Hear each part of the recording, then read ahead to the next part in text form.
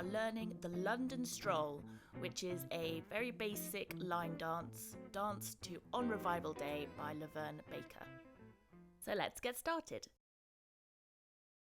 Step to the right, tap, step to the left, tap, step to the right, tap, step, 2 steps to the left, 2 steps to the right, tap. Back left, back right, tap.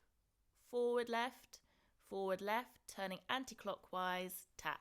And then you're going straight in to your basic. So we're starting from the beginning. Side tap to the right, then 2 to the left, 2 to the right, tap, 2 back, 2 forwards, turning anti-clockwise, side tap, 2 to the left, 2 to the right, back, 2 forwards.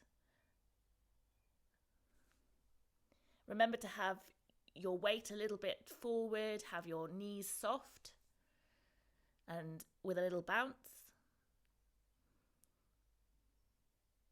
And you just keep on going. Have your arms up at waist height. This will help with balance and it just looks a bit better. Remember, you're sharing the dance floor, so keep within your body's frame. So let's put that all together.